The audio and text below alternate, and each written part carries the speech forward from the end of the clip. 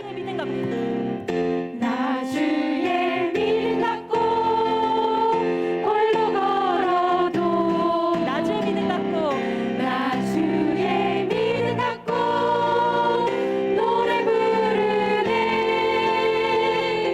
폭풍 구름 몰아치고 하늘 덮어도 나 주의 믿음 갖고 실망치 않네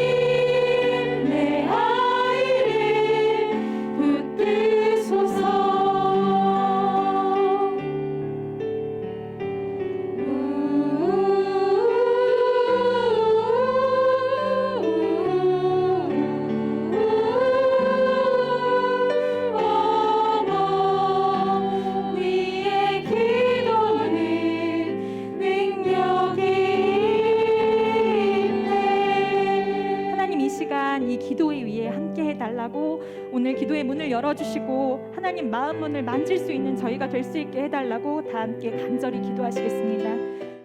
오늘 하나님의 말씀은 사도행전 20장 31절에서 32절 말씀입니다. 사도행전 20장 31절 32절 같이 읽겠습니다. 그러므로 여러분이 읽게요. 내가 3년이나 밤낮 쉬지 않고 눈물로 각 사람을 훈계하던 것을 기억하라. 지금 내가 여러분을 주와 및 그 은혜의 말씀에 부탁하노니 그 말씀이 여러분을 능히 든든히 세우사 거룩하게 하심을 입은 모든 자 가운데 기업이 있게 하시리라. 아멘. 여러분 사도행전은 성령행전이라고도 얘기를 합니다. 그래서 예수님이 부활하시고 승천하시기 전에 제자들에게 내가 너희들에게 성령을 보내주겠다고 약속을 하셨거든요. 그리고 그 약속하신 대로 오순절 마가의 다락방에 모여 기도하던 사도들에게 성령이 임했어요. 그래서 저들이 성령의 권능을 받았고 그 성령의 권능으로 충만한 제자들이 나가서 복음을 전하기 시작했어요. 곳곳에 교회가 세워지고 하나님의 나라가 확장되어지는 그런 놀라운 역사를 기록한 책이 바로 사도행전이고 신약 성경에 있는 유일한 역사서입니다. 사도행전이.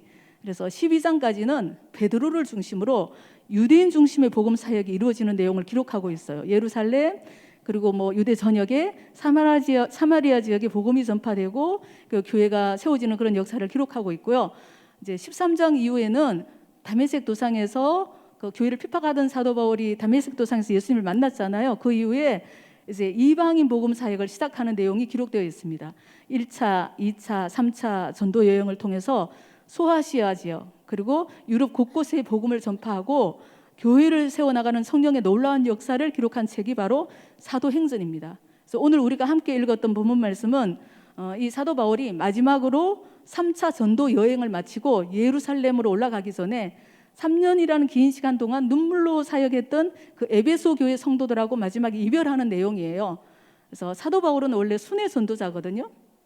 순회 전도자라는 것은 어느 한 지역에 머물러서 사역을 하는 게 아니고 1, 2, 3차 전도 여행을 통해서 세운 교회들을 또 한번 돌아보고 이렇게 순회하면서 사역했던 그런 어떤 사역자였죠. 그런데 특별히 이 에베소 교회에서만큼은 3년 동안 머물면서 거기서 사역을 하면서 말씀을 가르치고 제자들을 키워냈다고 얘기를 합니다. 그래서 여러분 두란노 소원이라고 많이 들어보셨죠? 에베소 지역에 두란노 소원이라고 강연장이 있는데 원래는 회당에서 복음을 전하고 말씀을 가르쳤는데 유대인들이 방해를 하니까 이 두란노 소원을 빌려서 3개월 동안 집중적으로 복음을 전하고 말씀을 가르치고 제자들 세워내는 그런 사역도 했습니다.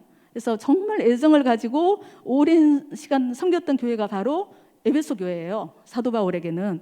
이제 그런데 그 3년이라는 기간 동안 복음 안에서 말씀으로 기도로 사랑으로 양육했던 성도들이 있을 거 아니에요. 함께 동고동락하면서 삶을 나누었던 그 성도들과 헤어지는 순간이 된 거예요. 오늘 읽었던 본문 말씀이.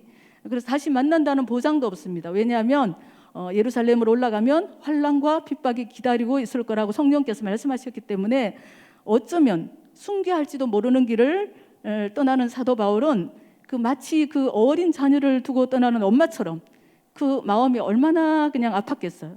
그리고 또 그 바울 사도 목회자와 헤어지는 그 성도들은 3년 동안 자기 자신들을 밤낮 쉬지 않고 눈물로 가르쳐준 그 엄마와도 같은 영적인 엄마와 같은 바울과 헤어지는 그 성도들은 또 목자 잃은 양처럼 또 얼마나 마음이 불안했겠습니까? 그때 사도 바울이 막 울고 있는 그 성도들에게 마지막 유언처럼 신앙의 참된 원리를 가르쳐주면서 한 말씀이 바로 오늘 본문 말씀입니다. 사도 바울이 이렇게 말하죠. 내가 지금 여러분을 주와 그 은혜의 말씀에 부탁한다. 내가 주와 그 은혜의 말씀에 여러분들을 부탁한다. 그렇게 말하고 있거든요. 마치 먼 길을 떠나는 엄마가 자녀들을 믿을 만한 누구에게 맡기는 듯한 표현을 사용하고 있죠. 그런데 그 맡기는 대상이 조금 특별하지 않습니까? 바로 주님과 그분의 말씀이기 때문입니다. 순교의 어떤 각오로 길을 떠나는 바울은 너무나 사랑하는 그 에베소 교회와 자신의 양떼들을 남겨두고 예루살렘으로 올라가면서 영향력 있는 다른 지도자, 후임 지도자에게 맡긴다가 아니고 은혜의 말씀께 그들을 부탁하고 있는 거예요. 여러분, 내가 지금까지 가르친 그 말씀을 붙드세요. 성도들에게 내가 지금까지 3년 동안 눈물로 가르쳤던 그 말씀을 붙드세요. 그러면 그 말씀이 여러분을 능히 든든히 세울 것입니다. 이렇게 부탁하고 있는 거죠.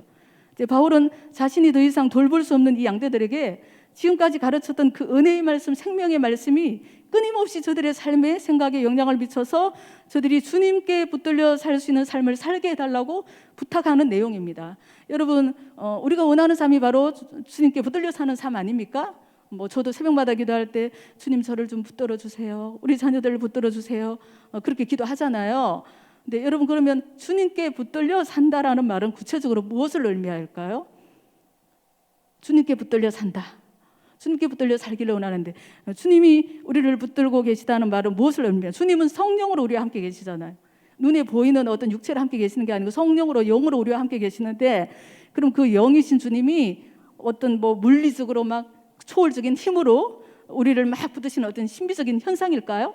그래서 막 주님께 붙들렸더니 내가 몸이 찌릿찌릿해서 막 그런 느낌이 있고 감정이 이상하고 그런 현상일까요? 여러분, 그렇지 않습니다. 그래서 주님께 붙들려 산다는 말은 곧 그분의 말씀에 붙들려 산다는 얘기예요. 그분의 말씀에 붙들려 사는 것이 곧 주님께 붙들려 산다는 얘기입니다. 그래서 지금까지 우리가 읽고 듣고 배웠던 그 하나님의 말씀으로 매 순간 우리의 생각이나 우리의 의지나 우리의 삶을 붙들어 주신다는 그런 말씀입니다. 여러분, 그래서 주님께 붙들린 삶이란 곧 무엇에 붙들린 삶이라고요? 말씀에 붙들린 삶이다. 하나님의 말씀에 붙들린 삶이다라고 말할 수 있습니다. 그래서 말씀을 듣는 이런 그 예배 시간이 정말 중요하고요.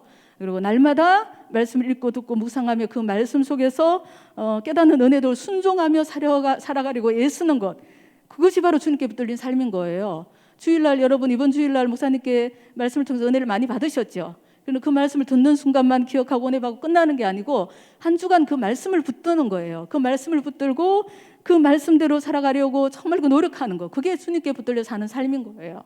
그래서 특별한 어떤 심리적인 체험이 아니고, 여러분 아시는 것처럼 그 미국 대통령 중에 가장 그 위대한 대통령 중에 한 사람이라고 얘기하는 링컨 있잖아요. 그 링컨은 9살 때 어머니가 돌아가셨대요. 너무 어린 나이에 어머니가 일찍 돌아가셨죠. 네, 그 어머니는 죽기 전에 어린 링컨에게 낡은 성경책 하나를 물려주며 이렇게 유언을 했다고 합니다. 그래서 내가 너에게 100에이커의 땅을 물려주는 것보다 그 100에이커는 12만 평 정도가 된대요. 12만 평, 저도 감이 안 잡히는데 100에이커의 어마어마한 어떤 그런 땅을 물려주는 것보다 이 한 권의 성경을 물려주는 것을 정말 기쁘게 생각한다. 그 링컨의 어머니가 죽기 전에 생각한다. 그래서 너는 날마다 이 성경을 읽어라. 그리고 이 성경 말씀대로 살아가는 사람이 되어라. 그러면 하나님께서 내 삶을 인도해 주실 거야. 그리고는 그 어린 아들을 남겨두고 죽었어요.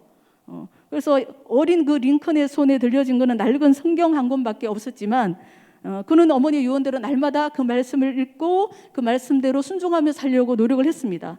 그래서 아시는 것처럼 하나님께서 그 링컨을 통하여 얼마나 놀라운 일들을 이루셨습니까? 하나님께 정말로 역사상 가장 위대한 인물로 귀하게 쓰임받는 사람이 됐잖아요. 그 말씀이 링컨의 삶을 붙들어간 거죠.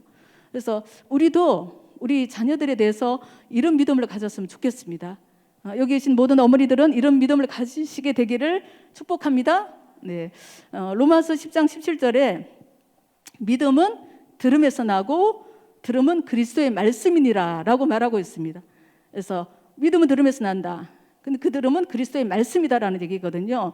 우리가 아이들을 믿음으로 세울 때 가장 중요한 것은 기도와 말씀이거든요. 근데 눈물로 기도하는 것이 먼저 우선이 돼야 되고, 그리고 말씀으로 양육하는 것이 정말로 중요합니다. 말씀을 들어야 믿음이 생기니까, 말씀이 들어야 하나님을 만날 거 아니에요.